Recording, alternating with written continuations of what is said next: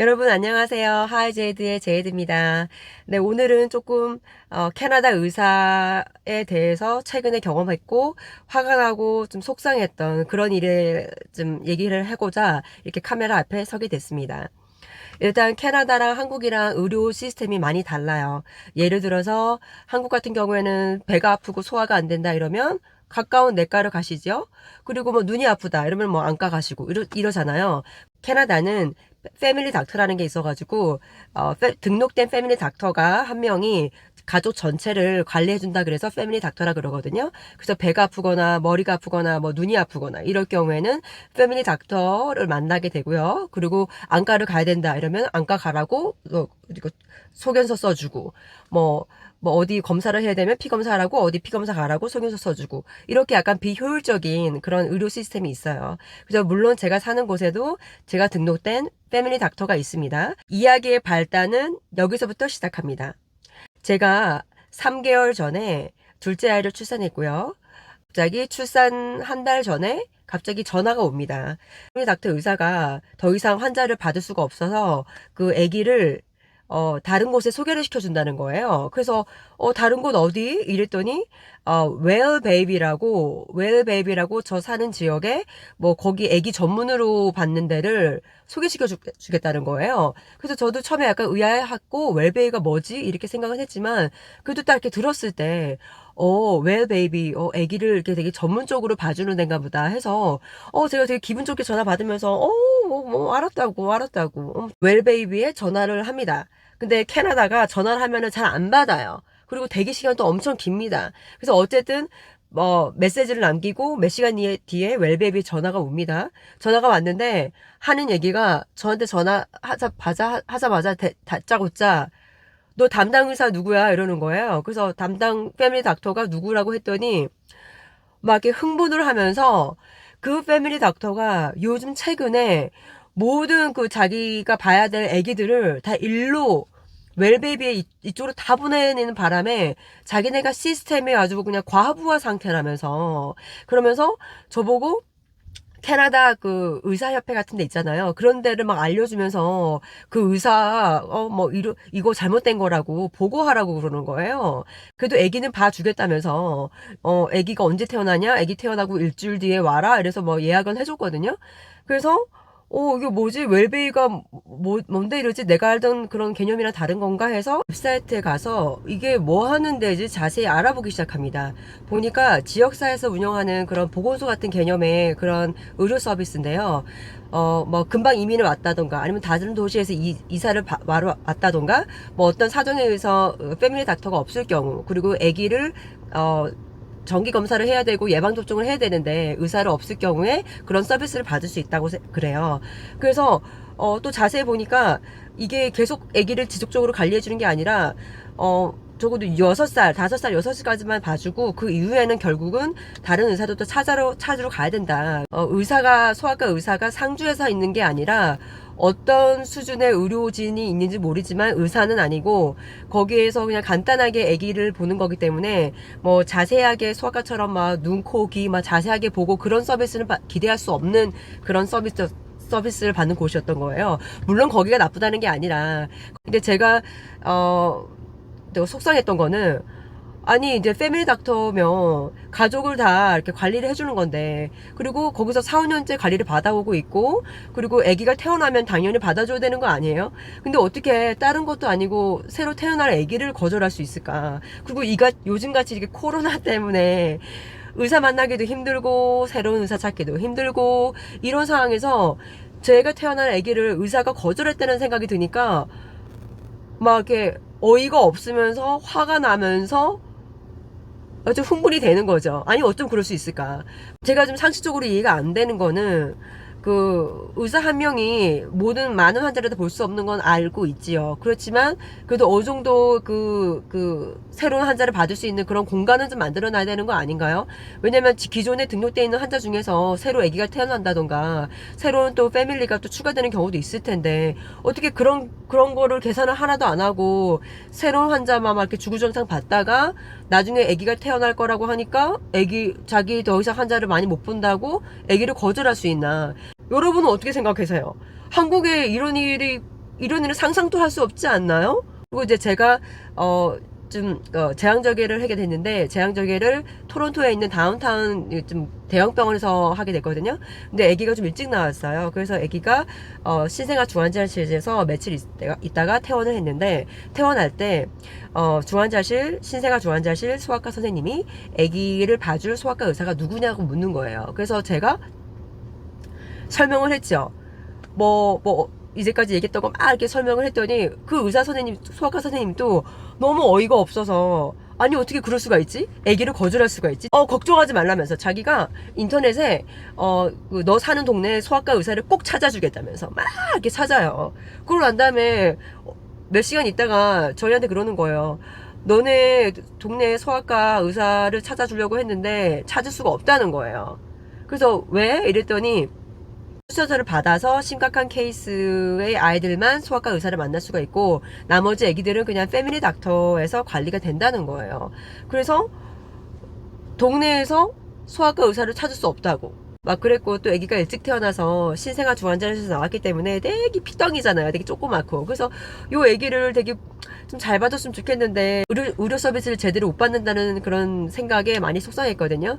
근데 저희 남편도 더 속상한 게, 자기가 열심히 일해서 이 나라의 세금을 얼마나 내는데 어떻게 다른 것도 아니고 태어날 아기의 소아과 의사를 만나기 이렇게 힘드냐.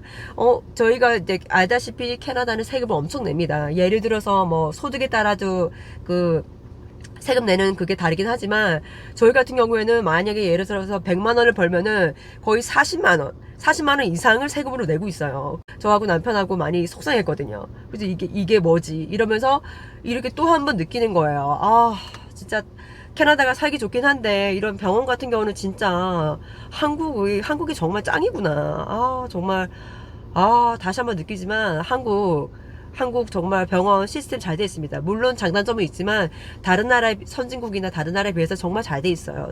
한국에 살 때는 몰랐죠. 여러분, 이거 국뽕 아닙니다. 막 국뽕 막 나라 막 한국만 좋다 뭐 이런 얘기 방송 아닙니다. 정말 살다 보니까 이 병원 같은 경우에는 정말 한국이 잘 돼 있어요. 효율적이고. 그리고 적어도 한국의 의사들은 아기나 환자를 거절하진 않잖아요. 이런 이유로. 지금 현재 결론은 어떻게 났냐? 저 첫 아이가 태어났을 때 토론토에서 태어났는데, 토론토에서는 소아과 의사가 있어요. 지금도 이제 만나고 있고요.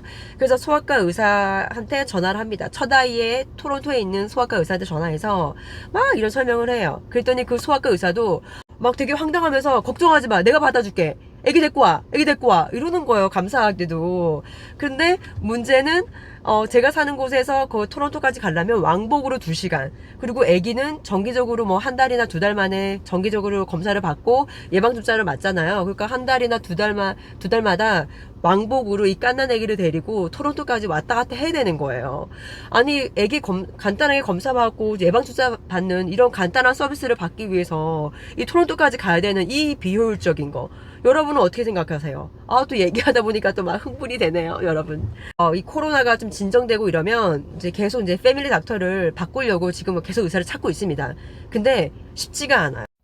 Ian, today I'm taking a video about the bad family doctor. Yeah, Yeah, you know the whole story? I do. Yes. So what do you think about that? Is it normal or especially she's bad?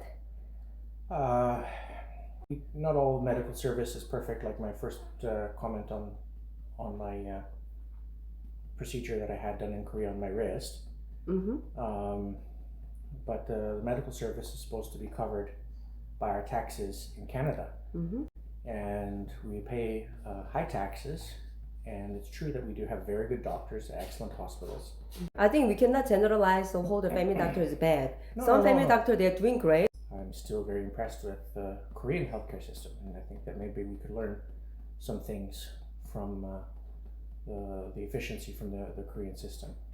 Okay, thank you for your interview, sweetheart. Yes. Thank you. And James, thank you, everybody. Yeah. 네, 지금까지는 제가 좀 비효율적인 캐나다의 의료 시스템과 비상식적인 의사의 행동에 대해서 화가 났다는 걸 말씀드렸는데, 또 반면에 이 캐나다가 의료 접근성이 뛰어나진 않습니다. 그렇지만 일단 의사를 만나면 정말 프로페셔널 하다는 거를 제가 느꼈거든요. 그러니까 예를 들어서 제가 둘째 아이 출산하면서 제왕절개를 했는데, 그 제왕절개 하기 전부터 뭐 수술은 뭐 언제 할 거고, 언제 하루 전날에 입원하고, 뭐 어떻게 마취를 하고, 뭐 어떻게 하고, 뭐 이런 거를 너무너무 상세하게 설명을 해주고, 제대로 이해됐는지 저한테도 물어보고, 그리고 병원을 갔더니 거기 주차위원부터 거기 보안시설에 일하시는 분, 식사 서비스 하시는 분, 간호사분들, 모든 분들이 친절하시고 열심히 일하시고, 그리고 뭐 최신식에 기계도 최신식이고 병원도 깔끔하고, 뭐 어디 불평을 할 수가 없었어요. 너무 정말 만족스러운 의료 서비스였고, 그리고 제 아기가 아까 말씀드렸다시피 좀 일찍 태어나서 신생아 주환자실에 있었는데, 최고의 의료 서비스를 받는 느낌? 그리고 정말 케어하는 느낌. 그리고 태어날 때도 뭐 애기 옷을 갖고 왔냐, 애기 옷 없으면은 우리가 줄 수 있다. 그리고 뭐 책 있는데 이 책도 가져와서 애기 읽혀라. 뭐 이거 애기 쓰던 건데 이것도 가져가서 애기 크림 마저 발라라. 뭐 파리파리 뭐 친정 엄마가 싸주지 뭐 파리파리 막 싸주는 거예요. 그리고 뭐 하나라도 더 챙겨주려고 그러고, 무슨 일 있으면은 여기로 전화해라. 내 이름은 뭐고 주소가 뭐고 여기 직통 전화번호니까 일로 전화해서 언제든지 전화해서 물어봐라. 뭐 이렇게 얘기를 하니까 너무너무 이렇게 막 고마운 거죠. 아까 얘기했던 비상식적인 패밀리 닥터한테 실망을 했다가, 이 다운타운 큰 병원에서 제왕절개를 하면서 이런 감동적인 서비스를 받는데, 정말 이 캐나다 의료 서비스가 아주 다 나쁜 것만은 아니구나. 물론 장단점이 있지만, 그래도 이렇게 한번 의사를 만나고 수술하고 이럴 경우에는 정말 프로페셔널하게 제대로 하는구나. 그러니까 이제까지 살면서 간호사로도 일해보고, 또 개인적으로 병원을 뭐 한국이나 뭐 마카오나 홍콩이나 캐나다에서 이용을 해봤지만, 제 개인적인 소견으로는 이 캐나다의 제왕절개 했던 캐나다의 의료 서비스가 제 인생의 최고의 의료 서비스가 아니었나. 네, 제가 제왕절개를 하면서 병원에 4박 5일 정도 입원을 했고요. 4박 동안 1인실을 썼는데, 병원에서 입원실 사용 요금 청구서가 왔는데, 4박 5일 있었는데, 여러분 돈 얼마 나왔는 줄 아세요?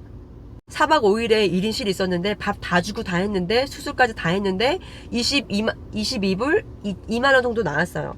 그래서 이게 물론 남편 회사에서 보험으로 처리가 돼서 이렇게 나오긴 했는데, 그렇지 않아도 이 병원에 대해서 굉장히 감동적인 서비스를 받고 너무 막 최고의 병원이었다고 막 이러고 있는데, 청구서까지 이렇게 돈이 22불 나온 거 보고 제가 이 병원이 점점 더 마음에 드는 거죠. 제가 정말 돈이 많다면 이 병원에 기부하고 싶을 만큼 그렇게 인상적인 의료 서비스를 받았습니다.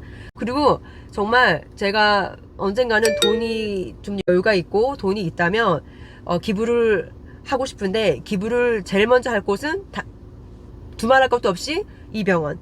오늘도 영상 봐주셔서 감사합니다.